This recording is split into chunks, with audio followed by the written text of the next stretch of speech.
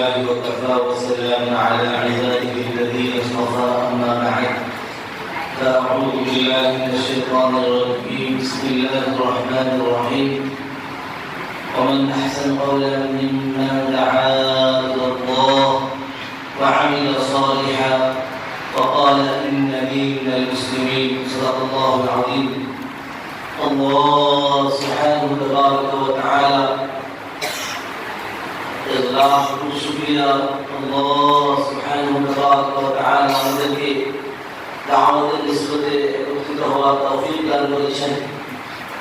আল্লাহ সুবহানাহু ওয়া তাআলা আমাদেরকে মজলিসে আসার বসার তৌফিক দান করেছেন। এই জন্য আমার থেকে তার শুকরিয়া আদায় করি আলহামদুলিল্লাহ।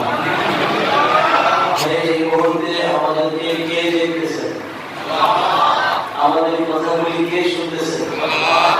আমরা এই কথাগুলি বলবো কাকে খুশি করার জন্য, শুনবো কাকে রাজি করার জন্য। আল্লাহ তাআলা আমাদের উপর রাজি হয়ে যান, আল্লাহ তাআলা আমাদের উপর খুশি হয়ে যান। সময়টা হাজির প্রভুকে হুকুম করেছেন, হুকুম পালনার্থে অল্প সময় আমি আমার সবক শোনার মাত্র আমি আমার সবক শোনানোর আগে আপনাদেরকে একটা জিজ্ঞাসা করতে চাই। বলুন তো, অমুসলিমদেরকে দাওয়াত দেওয়া কি বলা কাজ? সবাই বলি কি বলা কাজ? জমি বলা কাজ। আমি আপনাদের সাথে শতভাগ একমত নই। অমুসলিমদেরকে দাওয়াত দেওয়া আম্বিয়া বলা কাজ। দলিল আল উলামা ওয়ারাসাতুন নবী না ওয়ারাসাতুল আম্বিয়া? আমরা কি এক নবীর ওয়ারিস না সব নবীর ওয়ারিস? তাহলে সব নবীর যে কাজ আমাদের النبيون جماعة الأنبياء عليهم الصلاة والسلام ديكا আমাদের সেই কাজ। নূহ আলাইহিস সালাতু ওয়াস সালাম একজন নবী ছিলেন। উনি যাদেরকে দাওয়াত দিতেন তারা মুসলিম ছিল না অমুসলিম ছিল? হযরত ইব্রাহিম আলাইহিস সালাম যাদেরকে দাওয়াত দিতেন তারা মুসলিম ছিল না অমুসলিম ছিল?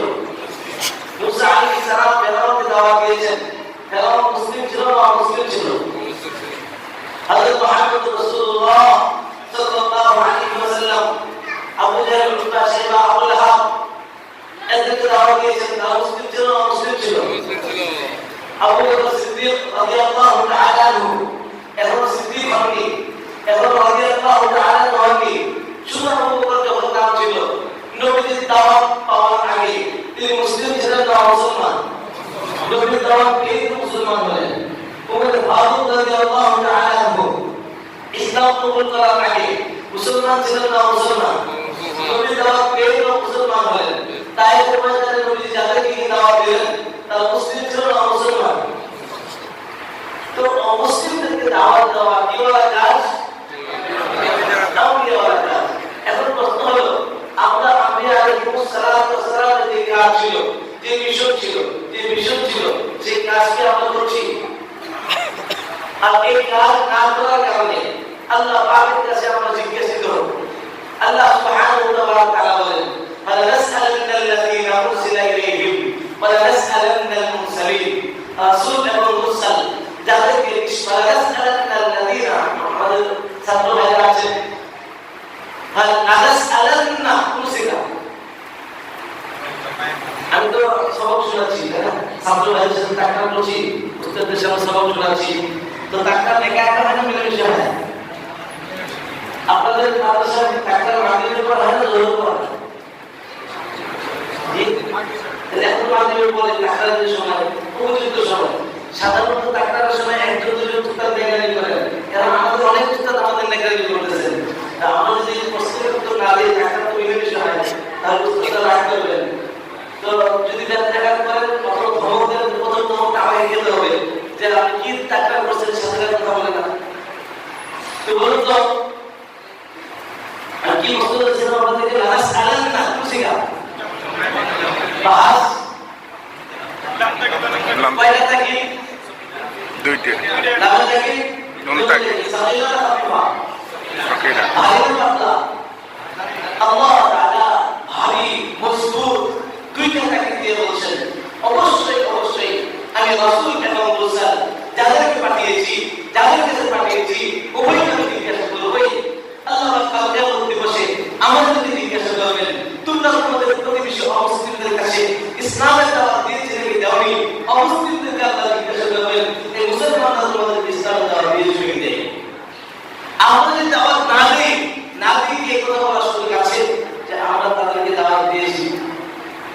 কেউ শুনে আছে শুনে আপনি আজকে দুনিয়াতে তারা জিজ্ঞাসা করে যে আমরা কেউ দাওয়াত দিই আমার বলে আছে আমার ঘুম দৃষ্টিকোণ দিনাজপুর আমাদের এলাকায় মাদ্রাসা নেই আমাদের এলাকায় তো ঘরে ঘরে মাদ্রাসা আমরা আসছি একটু পর মাদ্রাসা অনেক ছাত্র আমাদের এদিকে একটা জেলার মধ্যে কোনো মাদ্রাসা নেই যাওয়ার মতো কোনো মাদ্রাসা নেই আপনার এরকম অনেক জেলা আছে যেখানে পঞ্চম একটা জেলা পুরো জেলা মিলে একটা দাওয়া মাদ্রাসা নেই গাইবান্ধা একটা জেলা পুরো জেলা মিলে কোনো দাওয়া মাদ্রাসা নেই লালমনিরহাট জেলা পুরো জেলা মিলে দাওয়া মাদ্রাসা নেই আর আপনাদের থানা জেলা দাওয়া মাদ্রাসা জি নাই তো ওইদিকে আপনার অনেক এলাকা যেখানে মাদ্রাসা নেই আমার মনে আছে মানে দুনিয়াতে আপনাকে জিজ্ঞাসা করবে তার একটা নাম করে শুনেছি আমার বাড়ি হলো দিনাজপুর শেষে ঠাকুরিয়া শুরু আমাদের বাড়িতে দিকে ইউনিয়ন বক্তব্য ছিল আমার জন্ম থেকে আসার পরে আমার একটা যোজনা ছিল যে আমি বক্তব্য প্রতিষ্ঠা করবো তো আমার এক খালাতো বোন উনি আমাকে বললেন যে আমাদের এলাকায় পুরো ইউনিয়নের উপর মাদ্রাসা নেই বাচ্চা কাচ্চাদের শিক্ষার ব্যবস্থা নেই তা আমি আমাদের বাড়ি থেকে হাজার রোমান 15 কিলোমিটার দূরে সাইকেল চালিয়ে দিলাম ইউনিয়নের মাদ্রাসা শুরু করা হয় আলহামদুলিল্লাহ তো এই অল্প দিনের মধ্যে প্রায় 1 বছর মাত্রা হয়ে যায় তাই অনেকদিন পরে মাদ্রাসায় পুস্তক নেওয়ার জন্য যাচ্ছিলাম যখন রাস্তা দিয়ে ফিরি তো মাঝখানে আমার বাড়ি অগ্নি জায়গার মাঝখানে একটা বাজার পড়ে ঘরে হাট এই বাজারের পথে যখন আসছিলাম ফিরছিলাম তো দেখলাম দুইজন বৃদ্ধ রাস্তা দিয়ে যাচ্ছেন একজন একটু আগে আর একজন পিছনে যিনি একটু আগে ওই রাস্তার এক পাশে উনি মুসলিম আর যিনি একটু পিছনে উনি একজন হিন্দু উভয় বৃদ্ধ কিন্তু হিন্দু ব্যক্তিদের বেশি বৃদ্ধ লাঠিতে ভর দিয়ে যাচ্ছিল লেংটি বলা লেংটিটা শুধু লজ্জাস্থান না ঢাকা হয় একটু কাপড় দিয়ে মানে শুরু করা আমি মনে মনে চিন্তা করলাম আমি সাইকেল চালিয়ে যাচ্ছিলাম মনে মনে চিন্তা করলাম জীবনে তো অনেক একটা মুসলিম করেছি আজকে একটু একটা নাচ করে দেখি কেমন লাগে তা আমি সাইকেলটা নিয়ে আস্তে করে ওর সামনে গিয়ে বললাম তাহলে কোথায় যাবেন ঘরে হাতে হ্যাঁ আমি ঘরে হাতে যাবো তার বললাম তাহলে আমার সাইকেল ওঠেন খুব আশ্চর্যের সাথে আমাকে তাকে বললো আমি তুই ভাষা আমার তাহলে না তোমাকে আমাদের বসে বলছি যে এমন ভাবে কেউ তো বলে না আপনি বললেন কি হবে আমি বললাম না আমি বসে আপনি উঠুন এবার উনি সাইকেল পিছনে বসছেন আমি জিজ্ঞাসা করলাম আচ্ছা দাদা বলুন তো মোহাম্মদ সাল্লাল্লাহু কাদের নবী আচ্ছা আপনারা বলেন মোহাম্মদ সাল্লাল্লাহু কাদের নবী কোরআন শরীফ কাদের নবী এটা আল্লাহ কাদের ইসলাম কাদের ধর্ম আমরা কাদের আমি দাদাকে জিজ্ঞাসা করলাম যে বলেন তো মোহাম্মদ সাল্লাল্লাহু কাদের নবী না আপনাদের আমি বললাম না মোহাম্মদ সাল্লাল্লাহু আলাইহি ওয়াসাল্লাম শুধু আমাদের নবী আপনাদের নবী না না আপনাদের নবী আমি বললাম না আপনাদের নবী আমরা কেন আল্লাহ বলেছেন ইয়া আইয়ুহান নাস ইন্নী রাসূলুল্লাহি ইলাইকুম জামিআ হে নবী সাল্লাল্লাহু আলাইহি ওয়াসাল্লাম আপনি মানুষকে বলুন আমি তোমাদের সকল মানুষকে বলুন তো বলছেন আপনাদের কোরআনের কথা কি বলতেছে আমি বললাম আমাদের না প্রথম আপনার যে ধর্মের গ্রন্থ মানে ওইটা মানতে হবে যে মুহাম্মদ সাল্লাল্লাহু আলাইহি আপনার নবী কারণ হিন্দুদের একটা কিতাব হলো কোরআন 18টা একটা কোরআনের নাম হলো কলকি কোরআন কোরআনের 2 নম্বর পরিচ্ছেদের 5 নম্বর অধ্যায়ের মধ্যে আছে যুগ 4টা শব্দটার নাম হলো কলি এখন যে যুগ চলছে এই যুগটার নাম কলি যুগ বিভিন্ন যুগে বিভিন্ন অবতার এসেছে এই যুগে একজন অবতার আসবে তার নাম হলো রাসূল তার পিতার নাম বিষ্ণু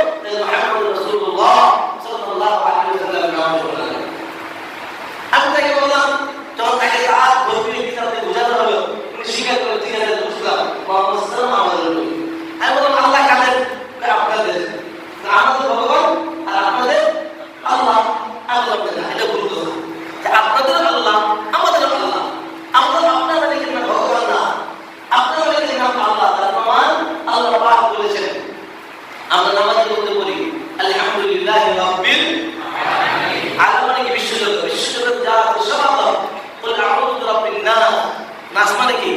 মানুষ। মানুষ। হিন্দু খ্রিস্টান বৌদ্ধ সকল মানুষের নাম। মালিক না, সকল মানুষের মালিক। ইলাহ না, সকল মানুষের ইলাহ। আল্লাহ বলে সকল মানুষের, আমরা বলে আমাদের। আল্লাহ বলছেন এটাও খুব বেশি একটা মানতে রাজি না। এখন দেখেন আপনার হাতের মধ্যে কিন্তু আল্লাহ তার নাম লিখে দিয়েছেন। কোন একটা কোম্পানি, যে কোম্পানি কোন একটা প্রোডাক্ট বস্তু যে কোম্পানি থেকে তৈরি হয়, ওই কোম্পানির নাম তার গায়ের মধ্যে লেখা থাকে।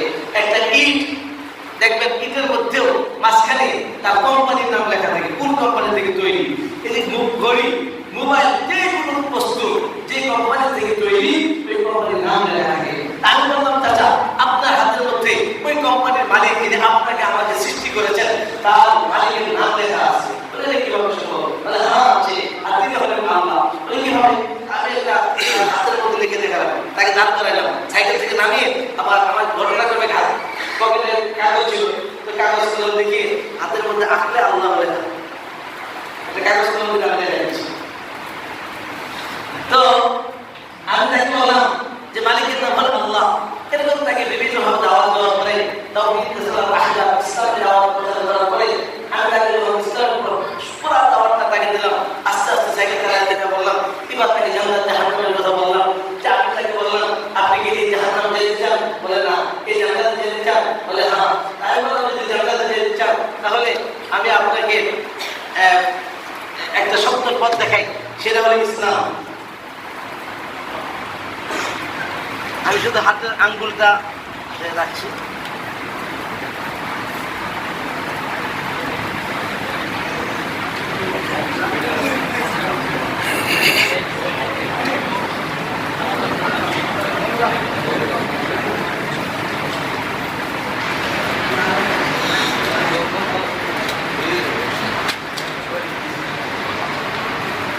কি হলো?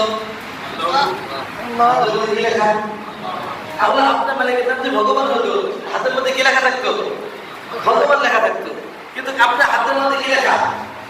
আল্লাহ বলে। তাকে ইসলামে দাওয়াত দেওয়ার পরে এখন আমি বললাম, তাহলে আপনি জাহান্নামে যেতে চান? না। এই জান্নাতে যেতে চান? হ্যাঁ, জান্নাতে যেতে চাই। আমরা জান্নাতে যাওয়ার একটাই মাত্র পথ, সেটা হলো ইসলাম। আপনি মুসলমান হতে হবে, অবশ্যই কি হতে হবে?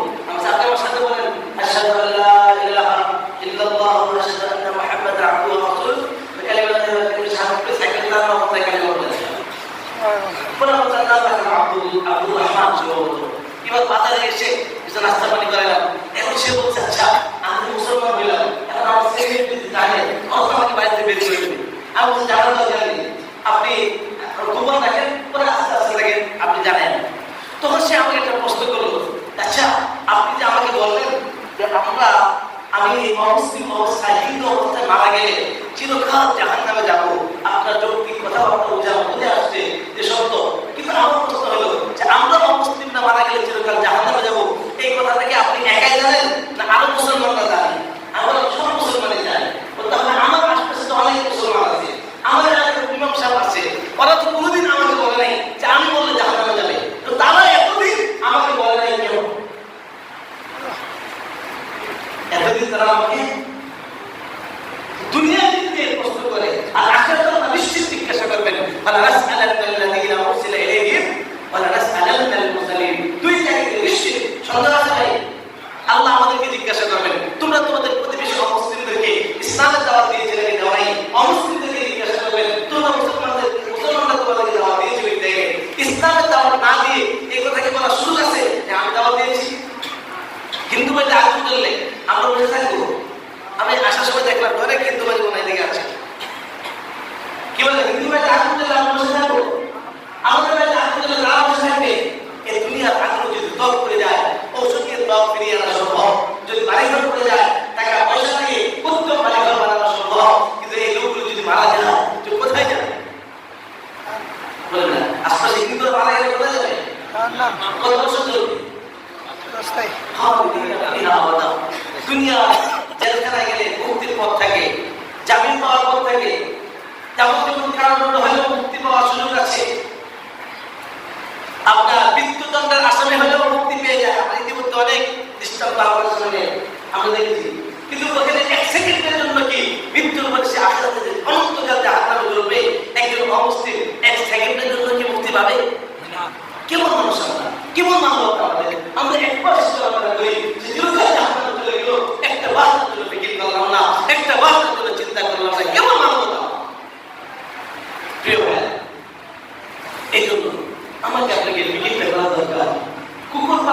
করেছেন ঘরের মধ্যে আশরাফুল মালাইকা, ওই ঘরের মধ্যে রহমতের ফেরেশতা প্রবেশ করে না, এই ঘরের মধ্যে কুকুর থাকে বলে এবং ছবি থাকে যে কুকুর পালন করা নিষেধ কেন?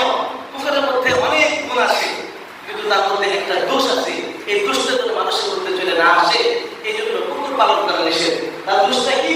তার দোষ হলো তার সন্তানের প্রতি তার মহব্বত নেই, সন্তানের প্রতি তার ভালোবাসা নেই।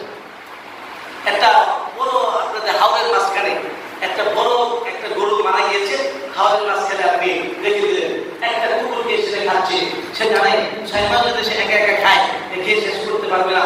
এখন যদি আরেকটা কুকুর এখানে যদি আসে তার সাথে অংশগ্রহণ করার জন্য, প্রথম কুকুর দ্বিতীয় কুকুরকে স্থান থেকে তাড়িয়ে দিবে, তাড়িয়ে দিবে। এই তার সন্তানের প্রতি মহব্বত দিয়ে ভালোবাসা নেই, এই দুষ্টটা যেন মানুষের সাথে থেকে চলে না আসে, এই জন্য কুকুর লালন পালন করা নিষেধ করা হয়েছে।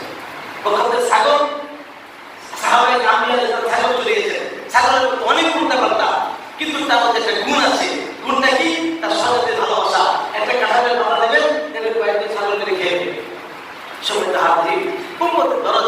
নবী আলাইহিস সালামের ব্যথা ছিল, নবী আলাইহিস সালামের সিফত বর্ণনা করতে গিয়ে হিন্দিতে রাদিয়াল্লাহু তাআলা বলেন, কানা রাসূলুল্লাহ সাল্লাল্লাহু আলাইহি ওয়াসাল্লাম দাইমাল ফিকরা, নবীজি সব উম্মতের ফিকির করতেন। উম্মতের ফিকির কেমন করতেন? আল্লাহ পাক আয়াত নাযিল করেছেন, লাআল্লাকা বাকিউন নাফসিকা আলা আযালিহিম ইল্লাম ইউমিনু বিহাযাল হাদীস আযাবা, লাআল্লাকা বাকিউন নাফসাক আই হালিকুন নাফসাক, মানে আপনি আপনার জীবনটাকে ধ্বংস করে দেবেন কেন? ইল্লাম ইউমিনু বিহাযাল হাদীস আযাবা, এই লোকগুলি কেন ইমান নাই, এই লোকগুলি কেন মুসলমান হয় নাই? নবীজির বস্তুতার কারণ কি ছিল? আল্লাহ পাক কেন বলে দিয়েছেন ইল্লাম ইউমিনু বিহাযাল হাদীস আযাবা, লাআল্লাকা বাকিউন নাফসাক। আমরা যারা তাফসীরে জামালাত করেছি, বাকিউনের লেখা তাফসীর করা হয়েছে আই হালিকুন নাফসাক, মানে আপনার জীবনটাকে হালাক করে দিলেন, ধ্বংস করে দিলেন কেন? এই লোকগুলি কেন ঈমান আনছে না? নবীর যুগে ঈমান কারা আনতেছিল না? জি সবাই কারা আনতেছিল না? অমুসলিমরা কেন ঈমান আনছে না? এটা ছিল নবীর বস্তুতার কারণ, এটা ছিল নবীর ব্যথার কারণ। আমাদের আশেপাশে অমুসলিমরা কেন ঈমান আনছে না? এই জন্য কি একটা বাক্য আমাদের উপর বস্তুতা কাজ করেছে, একটা বাক্য আমাদের ব্যথা জন্মেছে। অবশ্য কুরআন নাযিল করবে আর উম্মতের দরদ, উম্মতের ফিকির, মানুষকে আগুন থেকে বাঁচানোর ফিকির আল্লাহ পাকের কাছে খুবই প্রিয়, খুবই প্রিয়। কেমন প্রিয়? যে কুরআন নাযিল করবে যারা উম্মতের ফিকির করেছে, আল্লাহ পাক তাদের নামে কোরআনের আয়াত নাযিল করেছেন, অথবা তাদের প্রতি ইঙ্গিত করে কোরআনের আয়াত নাযিল করেছেন। যেমন আমরা সবচেয়ে ছোট্ট প্রাণী নাম হলে কোন প্রাণীর নাম নেই? পিপিলিকা। সূরাতুন নামল, একটা পিপিলিকার নামে একটা সূরা আছে। কারণ কি? পিপিলিকার সর্দার সুলাইমান আলাইহিস সালাম যাচ্ছেন তলোয়ার নিয়ে, পিপিলিকার সর্দার ডাক দিয়ে বলল, ইয়া আইয়ুহান নাসু দুখুলু মাসাকিনাকুম, হে মুত্তাকিরা, তোমরা তোমাদের ঘরে প্রবেশ করো, সরাসরি দাওয়াত দিল। অর্থাৎ তার উম্মতের মধ্যে ফিকির ছিল, ব্যথা ছিল, এই জন্য সে তার উম্মতকে ডাক দিয়েছে, আগুন তাকে বিপদ থেকে বাঁচানোর চেষ্টা করেছে। এই যে সে উম্মতের ফিকির করেছে, আল্লাহ পাকের কাছে তার সন্তানের মহব্বত, ভালোবাসা এত পছন্দ হয়েছে যে তার নাম আল্লাহ সূরা নাযিল করেছে। আমরা সূরা ইয়াসিনে পড়ি, আকসাল মাদিনাতি রাজুলুন ইয়াসআ, লোকটার নাম কি? হাবিবুল নাজ্জার। এই যে হাবিবুল নাজ্জার, সে এক প্রান্ত থেকে আসছে, সে যে উম্মতের দরদ নিয়ে আসছিল, উম্মতের দরদের কারণে আল্লাহ পাকের কাছে এত পছন্দ হয়েছে, সে যে দৌড়ে আসছে, আসার ধরনটা পর্যন্ত কোরআনে উল্লেখ করেছে। আল্লাহ দরদ বললে হতো, যা বললে হতো আকসাল মাদিনাতি যা রাজুল বললে হতো, আল্লাহ যা আকসাল মাদিনাতি রাজুলুন ইয়াসআ, সে যে দৌড়ে আসতেছিল, তার আসার ধরনটা পর্যন্ত, চিত্রটা পর্যন্ত আল্লাহ পাক কোরআনে উল্লেখ করেছে। তো উম্মতের এত এত গুরুত্বপূর্ণ, আল্লাহর কাছে এত প্রিয়। প্রশ্ন হলো, হুজুর উম্মতের দল পূর্ববর্তী কোরআন নাযিল করবে যারা উম্মতের ফিকির করেছে, বুঝলাম তাদের নাম তো কোরআনে আসছে, আমাদের নামটা কোথায় আসবে? কোরআনে কোন মাইনা 70-80 আসবে? বলে ভাই, আমি আপনি যদি উম্মতের ফিকির করি, আমি বলা উম্মতের অন্তরের মধ্যে আমার আপনার নাম চলে আসবে। কারণ চিশতি রহমাতুল্লাহ নাম শুনছি আমরা, শুনলে আমার মানুষ খুব কম আছে। আমাদের ঢাকা শহরে কাজী চিশতির নাম বিক্রি করে অনেক মানুষ এখনো পেট পূজা করেন। বিভিন্ন জায়গায় দেখবেন খাজা বাবার ট্যাগ, লাল সাদা দিয়ে একটা ট্যাগ দিয়ে দেয়, আর লেখা থাকে খাজা বাবার ট্যাগ। অর্থাৎ তার নাম বিক্রি করে এখনো মানুষ কি করে? পেট পায়। বলে কোনো নাম আমরা কেন জানি? বলবো না শেখ খাজা উসমান হারুনি রহমাতুল্লাহ আলাইহি, উনি একদিন ওনার কাছে আসছেন, আগের জমানায় বিশ্বাস মুরুখদের কাছে আসছেন ইসলাম করার জন্য। তো উনি আসছেন, হঠাৎ করে একদিন বললেন আগামীকালকে হয়তো পরীক্ষার জন্য বলেছেন, আগামীকালকে যারা ফজর নামাজ আমার পিছনে পড়বে তারা জান্নাতি, আর এই খবরটা যে কৌমের কাছে পৌঁছাবে তারা জাহান্নামী। কোন লোক শুধু কাশা বলেছেন খাজা ওয়াহিদুল চিশতি রাহমাতুল্লাহ আলাইহি। এবার ওয়াহিদুল চিশতি রাহমাতুল্লাহ সাহেবের রূপা দিয়ে অনেক চিন্তা ভাবনা করে বের হয়ে গেলেন, প্রত্যেক ঘরে ঘরে গিয়ে বলেছেন আগামীকালকে ফজর নামাজ আমার সাহেবের পিছনে পড়বে, তুমি জান্নাতি হয়ে যাবে।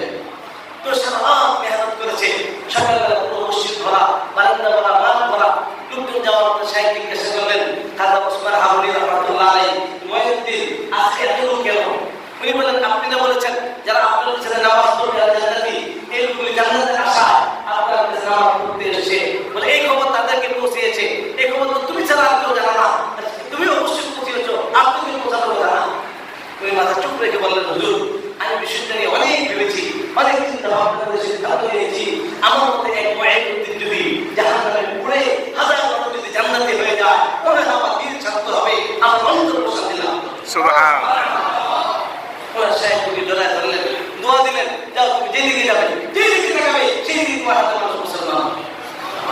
আজকে ওনার নাম আমরা জানি, খাজা শাহজালাল ইয়ামানি, ইয়ামান থেকে আসেন, ওনার নাম আমরা জানি। বাংলাদেশের রাজনৈতিক দলেরা সেগুলো দলের লোক হোক, তারা তাদের দলীয় কার্যক্রম উদ্বোধন করে শাহজালাল ইয়ামানি মাজার থেকে। ওনার নাম আমাদের অন্তরে কেন, ওনার মহাত্মা আমাদের অন্তরে কেন, আমাদের বিলি করছেন ঠিক এমন থেকে এটা আপনাদের আপনাদের এই জিনের পাশের জন্য উম্মতের বিলি নিয়ে ছুটে আসছেন, দৌড়ে আসছেন, উম্মতের বিলি করার কারণে আমাদের অন্তরে আল্লাহ পাক তার নাম লিখে দিয়েছে। সুবহান। আমি আপনি যদি উম্মতের বিলি করি আল্লাহ পাক আল্লাহ উম্মতের অন্তরে নাম লিখে দেবেন। এই জন্য উম্মতের বিলি দল এটা খুবই যাওয়া, এই মানুষগুলি যদি জাহান্নাম থেকে বেঁচে যায়। নবীজির বিলি ছিল, প্রেজাইট ছিলেন।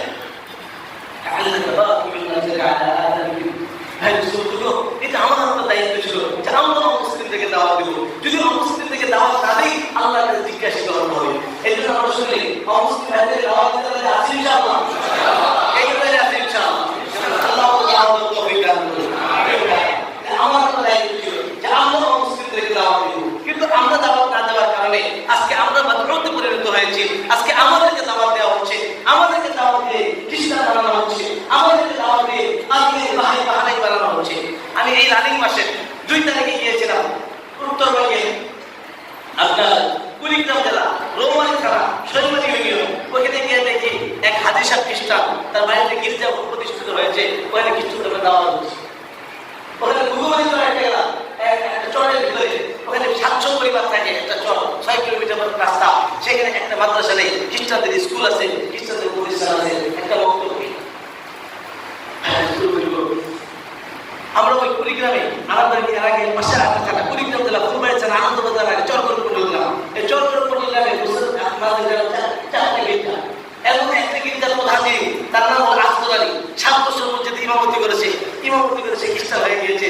আজকে পর্যন্ত খ্রিস্টান, তার বাড়িতে গির্জা, সে মানুষকে খ্রিস্ট করে জামাতে মানুষকে খ্রিস্টান হয়। পুরো বাংলাদেশে কঠিন অবস্থা।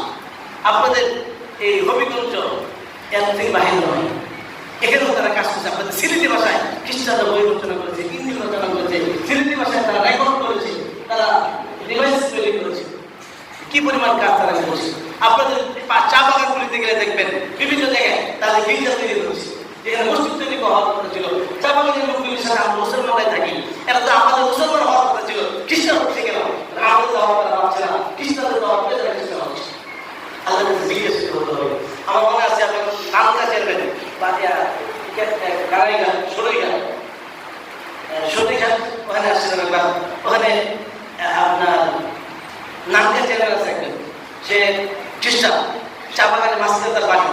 আমরা ওখানে সরিঘাটের একজন বড় আলিম আছেন, সবাই চিনি, তো উনি আমাদেরকে দাওয়াত দিয়ে নিয়ে আসছিলেন। ওনার সাথে আমরা কয়েকজন ওলামা একরাম সব রাত্রেবেলায় ওনার বাংলাদেশে গেলাম। তো ওনাকে আমি ইসলামের দাওয়াত দিলাম। উনি বললেন হুজুর, এই যে হুজুর মৌলানা সাহেব উনি আমার পক্ষে নির্বাচনে আমার পক্ষে কাজ করেছেন, আমার এখানে একটা বক্তা আসে, আমার বাড়িতে থাকে, কেউ তো কোনোদিন আমাকে বলে নাই যে আমার মুসলমান হতে হবে, আর মুসলমান আমি হাতে যাবো। এই যে হুজুররা ওরা তো আমাকে কোনোদিন বলে নাই। আমি তো খ্রিস্টান ছিলাম না, আমাকে খ্রিস্টান আমাকে খ্রিস্টান বানালো।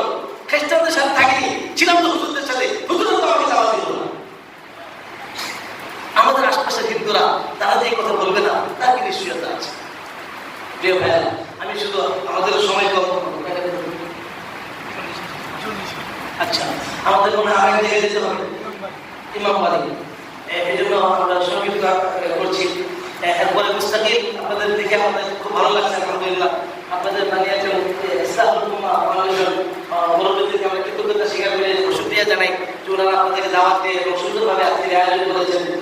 ইনশাআল্লাহ একবারে আপনাদের চেহারা থেকে আমার মনে হচ্ছে যে আমার কাছেই মনে চাচ্ছে আমি আরো এই ঘন্টা সবক শুনে, কিন্তু সময়ের আমাদের সুযোগ না দেওয়ার কারণে ইনশাআল্লাহ ভবিষ্যতে কখন আসলে আরো সময় আমি সবক শোনাবো ইনশাআল্লাহ। তো আজকে আমি যে কথা কয়েকটি জিনিস দেখাইছি, খ্রিস্টানরা আমাদেরকে কিভাবে বিভ্রান্ত করে মানুষকে খ্রিস্টান বানাচ্ছে, কয়েকটি তথ্য আমি আপনাদের সামনে পেশ করছি। খ্রিস্টানরা মুসলমানদের ধোঁকা দেওয়ার জন্য ইসলামী বই পুস্তক ব্যবহার করে, ইসলামী নাম দিয়ে মুসলমানদেরকে ধোঁকা দিয়ে থাকে। আমাদের পুরো বাংলাদেশে আপনাদের এই হবিগঞ্জ তারা এইসব কাজ করে। এই যে একটা বই, বইটার নাম আত-তারিক ইলা জান্নাহ বিনুরিল কুরআন। বইটা দেখতে মনে হয় মুসলমানদের বই, আসলে কাদের বই? খ্রিস্টানদের। বইয়ের নাম তরিকুল জান্নাতিল মুত্তাবিন, গুনাহগারদের জন্য বেহেশতে যাওয়ার পথ। বইটা দেখতে মনে হয় মুসলমানদের বই, আসলে কাদের বই? খ্রিস্টানদের বই। বইয়ের নাম আন-নূরুল কুরআন, কোরআনের আলো, প্রত্যেক পৃষ্ঠায় পৃষ্ঠায় কোরআনের আয়াত। এরকম বইয়ের নাম বানী এবং বাণীবহ, এক পৃষ্ঠা মক্কা মুকাররমার ছবি, আর এক পৃষ্ঠা মদিনা মুনাওয়ারার ছবি। এই বইটা আমরা উদ্ধার করেছিলাম লালমনিরহাট জেলা, আদিপুর থানা, গোমদা ইউনিয়ন, দুর্গাপুর গ্রাম। ওখানে গিয়ে দেখি আপনার এক খতিব সাহেব খ্রিস্টান মিম্বার বসে কিছু দাওয়াত দেয়, বলে ঈসা আলাইহিস সালাম আসবেন, আসলে মানতে হবে, যাকে মানতে হবে পরে গেলে এখন থেকে মানা শুরু করি। আসমানের উপর নবী উত্তম না মাটির নিচে নবী উত্তম, জিন্দা নবী উত্তম না মুর্দা নবী উত্তম? নাউযুবিল্লাহ, নাউযুবিল্লাহ। এভাবে মানুষকে বিভ্রান্ত করে মানুষকে খ্রিস্টান বানায়। এরকম অনেক বই পুস্তক তারা, ইসলামী বই পুস্তক তারা দিয়ে মানুষকে খ্রিস্টান বানায়। মানুষকে ইনজিল শরীফ দেয়, এটা বলতে ইনজিল না, এটা বাইবেল। বাইবেল থেকে মুসলমানদেরকে ধোঁকা দেওয়ার জন্য নাম দিয়েছে ইনজিল শরীফ। এই ইনজিল শরীফ দিয়ে মানুষকে ধোঁকা দেয়। এটা আগে দিতে এখন আরো আপডেট করেছে তারা। এই দেখেন মনে হয় কি কিসের মতো মনে হয়? ইনজিল শরীফ দেখতে কিসের মতো? কোরআন শরীফের মতো, অর্থাৎ কোরআন শরীফের নকল করেছে। ওরা ইসলামের কোরআন শরীফের মতো, নুরানি হাফিজি কোরআন শরীফের স্টাইল। ওরা আমরা জিনাইদে গিয়েছিলাম, আমাদের সাব্বির ভাই মানে সাক্ষী আছেন। তো জিনাইদে গিয়ে দেখি পীর সাহেব খ্রিস্টান ডক্টর আব্দুল্লাহ জাহাঙ্গীর রাহিমাহুল্লাহ থাকতে আমাদের ওখানে যাওয়া হতো। ওখানে সাব্বির ভাইয়ের সাথে আমাদের পরিচয় হয় আলহামদুলিল্লাহ, কিন্তু যুদ্ধ চুলে আমাদের ঘরে কিন্তু ভুলে গিয়েছে, আজকে দেখা হলো। তো ওখানে আমরা গিয়ে দেখি যে পীর সাহেব খ্রিস্টান পীর থাকা অবস্থায় তার পরিচিত। আরো অনেক বই আমাদের কাছে আছে। আমি সর্বশেষ আরেকটা তথ্য দিয়ে আমি শেষ করছি। আপনাদের হাফেজ সাহেব আছে? হাফেজ সাহেব আচ্ছা, হাফেজ আছে? কে কে হাফেজ? হাত তুলে তো দেখি। ছাত্ররা তো অনেক হাফেজ, সবাই হাত তুলে দেখি। হাফেজ সাহেবরা কোরআন তারা মুখস্থ করেছে, মাশাআল্লাহ অনেক হাফেজ দেখা যায়, মোটামুটি হাফেজ বাংলা দেখা যায়। আচ্ছা, আপনাদের ইয়াদ আছে তো ইনশাআল্লাহ? আমি তো একটা সূরার নাম বলবো, আপনারা তো পারার নাম বলবেন, পারবেন ইনশাআল্লাহ? জি পারবেন? যে কারা কারা বলবেন আব্দুল্লাহ সূরার নাম বলবো, আপনারা তো পারার নাম বলে দেবেন, দেখি কে কে পারবেন। মাশাআল্লাহ অনেক আমাকে পারবেন। আচ্ছা বলেন, সূরাতুল হায়াত কত নম্বর পারায় আছে? সূরাতুল কিতাব, সূরাতুল আফফাল, সূরাতুল আলাজ, আদ-দুআ, সূরাতুল মুসলিমুন, সূরাতুল নবী, সূরাতুল তাসাজ্জুদ, সূরাতুল ওয়াসায়া, সূরাতুল ঈমান।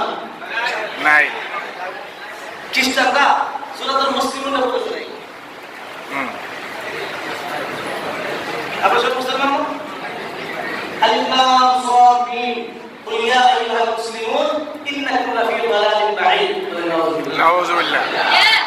এই সমস্ত মুসলমানদের তোমরা সূত্র গুমরাহির মধ্যে আছো। এই বইগুলিতে আছে নাকি? এই বইগুলিতে কোরআন আলো ব্যাখ্যা করে দাওয়াত দিয়ে মানুষকে খ্রিস্টান বানায়।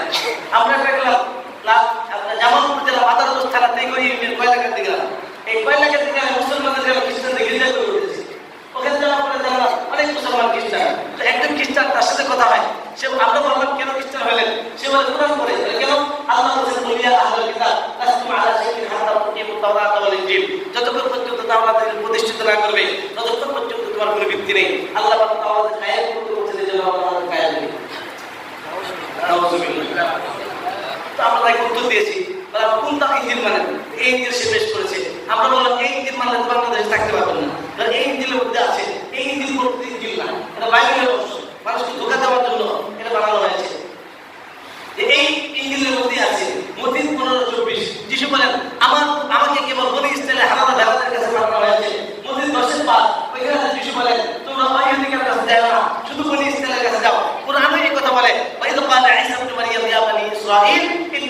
রাসূলুল্লাহি ইলাইকুম। এর বোঝা গেল ঈসা আলাইহিস সালাম শুধু বনি ইসরাইলের নবী।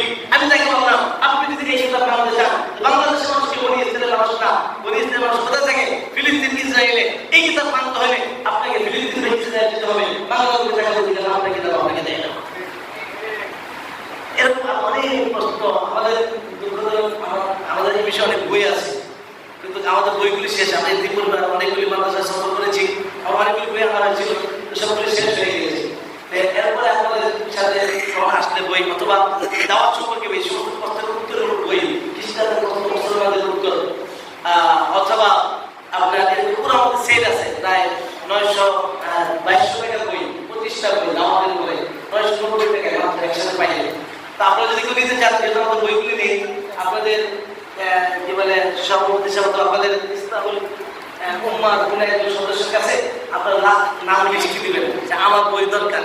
তাহলে ওনারা আমাদের সাথে যোগাযোগ করলে আমরা বই আছে, বই পাঠিয়ে দিলাম, আপনার টাকা দিয়ে বই নিয়ে নিলে পুরো টাকা দিতে হবে, অর্থাৎ বই নিয়ে টাকা দিতে হবে। কারণ এটা একটা কাজ, যে বইগুলি থাকলে আমি পড়তে পারবো, পড়াশোনা করতে পারবো, সময় না হাতে। আমি যে কথাগুলি বলছিলাম, আমাদের সময়ের অভাবে আমি আর একটা প্রশ্ন করে শেষ করছি। এই যে মানুষ খ্রিস্টান হচ্ছে, অমুসলিম হচ্ছে, এদেরকে দাওয়াত দেওয়া দরকার। সবচেয়ে সহজের ব্যবসা আখিরাতের ব্যবসা, দুনিয়াতে ধোঁকা। আমার হায়াতুদ দুনিয়া ইল্লা মাতাউল গুরুর, এই দুনিয়ার ধোঁকা কেউ জানো না। এই জন্য আখিরাতে ফিকির করা দরকার। খুব সহজে আখিরাত বানানোর পদ্ধতি হলো দাওয়াত। যারা ভয় পায়, অর্থাৎ যারা অলস, নামাজ কালাম বেশি, নফল কাজ বেশি করতে মন চায় না, তাদের জন্য সহজ পদ্ধতিতে আখিরাত কালামের পদ্ধতি হলো দাওয়াত। অমুসলিমদেরকে দাওয়াত দেয় মুসলমান বানানো। যারা কি অলস, তাদের জন্য কাজ কি? দাওয়াতে মুসলমান বানানো। কারণ আমার দাওয়াতে একজন ব্যক্তি যদি মুসলমান হয়, তাহলে সে যত আমল করবে, তার বংশধর যত আমল করবে, সব আমি আপনি পাইতে থাকবো কিয়ামত পর্যন্ত। এই জন্য ভাই আখিরাতে ফিকির করা দরকার। দুনিয়া অনেক ফিকির করেছি। আচ্ছা বলুন তো, দুইটা প্রশ্ন করে শেষ করবো। আপনাদের আগে মানুষ মারা যায়? বললেন তো সবাই বলতে। আপনাদের আগে মানুষ মরে? একজন মুরব্বী মারা গেল, মুরব্বী মারা গেলে তার সন্তানরা কাঁদে। অনেকে মুরব্বী মারা গেছে, মারলে ওরা সন্তানরা কাঁদবে। তো মুরব্বী মারা গেলে সন্তানরা কার জন্য কাঁদে? বাবা মারা গেলে সন্তানরা কার জন্য কাঁদে? বাবা মার জন্য কাঁদে। আচ্ছা, স্বামী মারা গেলে স্ত্রী কার জন্য কাঁদে?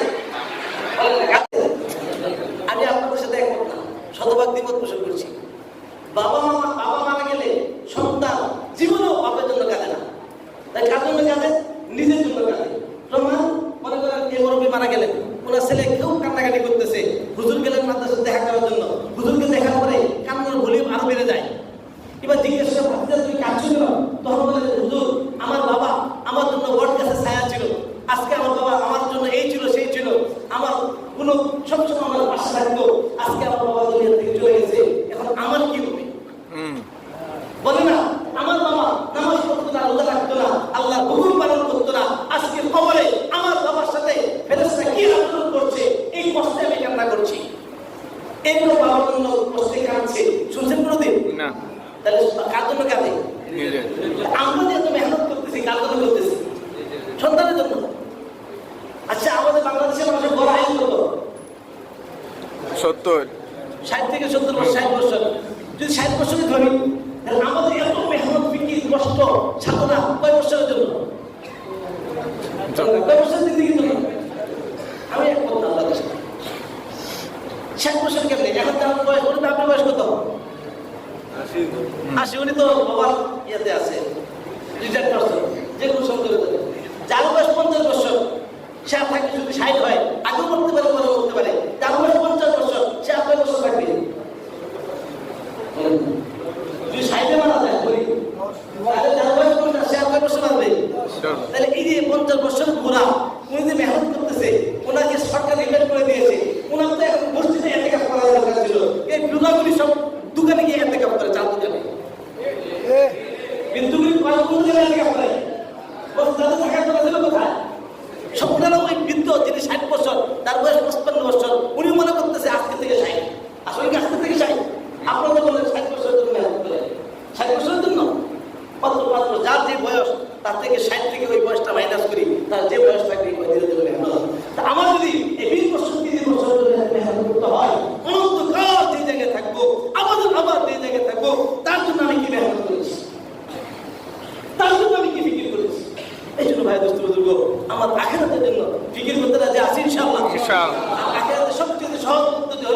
আমি দাওয়াত দিয়ে মুসলমান বানাবো। এই জন্য আমরা দাওয়াত দিতে রাজি আছি ইনশাআল্লাহ। আল্লাহ তৌফিক দান করুন। আমরা সবাই টার্গেট করি কে কাকে দাওয়াত দিব। আমাদের আশপাশে মুসলিম টার্গেট করতে পারি। আমাদের ড্রাইভার সাহেব গাড়িটা রেডি রাখেন, আমাদের সবার সাথে গাড়িতে উঠে বসে আমি এখানে চলে যাচ্ছি।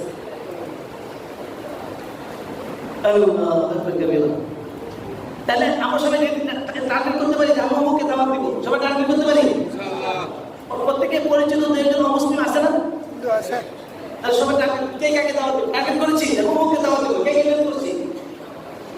মাশাআল্লাহ। হুজুর কাকে দাওয়াত দিবেন? আচ্ছা উনি যদি মুসলমান হয় নাম রাখতে হবে না? কি নাম রাখবে? সবাই নাম রেখে ফেলি। যাকে দাওয়াত দিব নাম রেখে দোয়া করতে হবে না?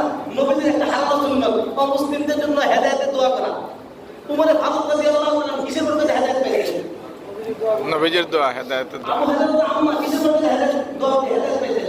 দোয়া। এই অমুসলিমদের নাম ধরে তার হেদায়েতের জন্য দোয়া করা এটা নবীদের একটা হালাল সুন্নাত। এই সুন্নাতটা চিন্তা করতে রাজি আছেন ইনশাআল্লাহ? সবাই টার্গেট করে তার নাম ঠিক করে ফেলি, কে কার নাম রাখবো। বলবে আপনি কি ইমাম সাহেব হুজুর আপনি যাকে নাম দাওয়াত দিলেন তার নাম কি রাখবেন? আব্দুর রহমান। আচ্ছা উনি যদি মুসলমান হয়ে যায় আব্দুর রহমান রাখলেন, এরপর ওনাকে দিন শিখাতে হলে কি করবেন? তাবলীগে পাঠিয়ে দেওয়া যায়, কি বলেন? হ্যাঁ, 3 জেলায় পাঠাতে পারি।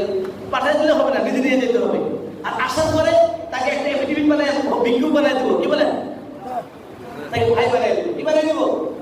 ভাতৃত্ব বন্ধন। আল্লাহ রাব্বুল আলামিন এই ভাই থেকে দাওয়াত দেওয়ার তৌফিক দান করুন। আমি বুঝতে পারতেছি আপনারা আমাকে ইশারা দিচ্ছেন যাতে যাওয়া, কিন্তু একটা কথা না বললে আমি পারতেছি না, তাহলে গলত ভাবে দিকে যাবে। এখন একটা প্রশ্ন, হুজুর আপনি তো অমুসলিমদেরকে দাওয়াত দিতে বললেন, আমরা তো মুসলমানই ঠিক হই নাই। আমরা মুসলমান তো হিন্দু মার্কা মুসলমান, খ্রিস্টান মার্কা মুসলমান। আমরা যদি ঠিক হয়ে যাই, আমাদের আখলাক যদি সুন্দর করে ফেলি, আমাদের দেখা দেখি তো অমুসলিম মুসলমান হয়ে যাবে। এই জন্য আগে আমাদের ঠিক হওয়া দরকার, তারপরে অমুসলিমদেরকে দাওয়াত দেওয়া দরকার। কি বলে ঠিক না ঠিক? কি বলে ঠিক না ঠিক? শতভাগ বেঠিক কথা এটা। আপনাদের ঠিক বলছেন, এটার সাথে ভয় একটা মেয়ে লাগাইতে হবে। এই কথাটা 100% কি ঠিক? ঠিক। কেন ঠিক? ওই যে আপনাদের প্রদীপ সাহেব হুজুর প্রত্যেক জুমায় মেহরাবে বসে মিম্বারে বসে আপনাদেরকে একটা খুতবার মধ্যে হাদিস শোনান, খায়রুল কুরুনি কারনি সুম্মা আল্লাযিনা এটা আপনাদের শুনতে শুরু করতে হবে। সর্বোত্তম যুগ আমার যুগ, এরপর যুগ, এরপর যুগ। এবার দেখি এরপর খায়রুল কুরুনের পর থেকে দিন দিন মুসলমানদের অবস্থা ভালো হচ্ছে না খারাপ হচ্ছে? খারাপ। তাহলে আমরা যদি এই কথা মনে করি আগে আমরা ঠিক হবো, তারপর তাদেরকে দাওয়াত দেবো, কেমন চলে আসবে আমার আপনার ঠিক হওয়া হবে না, অমুসলিমদেরকে দাওয়াত দেওয়া হবে। তাহলে কি করতে হবে? অমুসলিমদেরকে দাওয়াত দেওয়া শরীয়তের বিধান কি? অমুসলিমদেরকে দাওয়াত দেওয়া শরীয়তের বিধান হলো ফরজে কিফায়া। আমরা ফরজে কিফায়া তলব করছি। আপনাদের পুরো অভিজ্ঞতা থেকে 4টা মানুষ দেখা যারা অমুসলিমদেরকে দাওয়াত দেয় আমাদের সবার পক্ষ থেকে, আর তাদের ভরণ পোষণ আমরা করি। 4 জন মানুষ দেখা, 3 জন, 2 জন, 1 জন। এবার আপনারা বলেন ফরজে কিফায়া আদায় করতেছি, ফরজ তলব করা সবাই কিন্তু গুনাহগার। আমরা তো গুনাহ করতেছি, উপলব্ধি আছে। আপনাদের ইমাম সাহেব যদি 1 সপ্তাহ টুপি আর পাঞ্জাবি ছাড়া কেন্দ্রি আন্দোলন কি করে ইমামতি করে, ইমামতি থাকবে? কেন থাকবে না? অপরাধ কি? সুন্দর করে করার কারণে যদি ইমাম সাহেব ইমামতি ছুটে যায়, ইমাম সাহেব, খতিব সাহেব, মুসল্লি সাহেব, কমিটি সাহেব সব মিলে যায়, এটা পরস্পর করতেছি। সে উপলব্ধি কি আছে আমাদের? আমার খাতার মধ্যে যেমন নামাজি, 5 ওয়াক্ত নামাজি, হজের সব, উমরার সব লেখা হচ্ছে, ঠিক আর খাতার মধ্যে আমি গুনাহগারের খাতার মধ্যে আমি পরস্পর ক্যাটাগরি গুনাহগার করে প্রতিদিন আমার নাম লেখা হচ্ছে। আর যদি গুনাহ নিয়ে আমি ঘোরাফেরা করবো, এই জন্য নিজের বলা গুনাহ থেকে বাঁচানোর জন্য হইলেও এই দাওয়াতি কাজ করা দরকার। এই জন্য বলতে রাজি আছি ইনশাআল্লাহ। আমার খেয়াল হয় কমপক্ষে প্রতি মাসে এই যে বললাম আমাদের পুরাতন সাথী, আবার আমাদের এক হুজুর আছে দেখা হলো, আমরা সেই 2010 সালে সে আমরা দাওয়াত দিতে গেছিলাম। ওখানে গিয়ে দেখি আপনার এক ব্যক্তি কোরআন শরীফ মাঝে খ্রিস্টান হয়ে গেছে। তো সাক্ষী আছে হুজুর কোথায় আছেন উনি? জি তফাজ্জল হোসেন। জি উনি আমাদের স্কুলের সাথে আমরা সফরে গিয়েছিলাম। অনেক আছে আমাদের অনেক পুরাতন সাথী এসে আমার দেখা হলো। তাহলে আমরা পুরাতন যারা আছি কাজে ফিরে থাকি, তারা কমপক্ষে মাসে একবার হলো আমরা এই কাজটা নিয়ে বসতে পারি কিনা? ইনশাআল্লাহ। আল্লাহকে বলতে পারলাম আল্লাহ আপনি কিছু করতে পারেন, কি করা যায় একটু ভাবছি, চিন্তা করছি। এতটুকু বলতে তো কমপক্ষে কিছু বলা যেতে পারে। ভাবার জন্য হলে চিন্তা করা যায়। মাসে একদিন বসার জন্য তৈরি আছি ইনশাআল্লাহ। ইনশাআল্লাহ। একদিন তৈরি আছি ইনশাআল্লাহ। আল্লাহ আমাদের তৌফিক দান করুন। এই জন্য আপনারা প্রতি মাসে একদিন বসলে আমার মনে হয় ভালো হবে। বিশেষ করে ইসলাহুল উম্মাহ, এর উম্মাহ হিন্দুরা উম্মার বাইরে, খ্রিস্টানরা উম্মার বাইরে, ওই উম্মার ইসলাম দরকার নেই। এরা তো চিরকাল জাহান্নামে যাবে। এই ইসলাহুল উম্মাহ মানে কি উম্মতের ইসলাম করার জন্য হতো এই কাজটা করা দরকার। এজন্য আমি ইসলাহুল উম্মাহকে অনুরোধ করব যে আল্লাহ আমাদের অনেক সাহায্য দান করেছেন যে এই নামের বরকতে কমপক্ষে এই কাজটা করা দরকার। আল্লাহ আমাকে এই কাজটা করার তৌফিক দান করুন।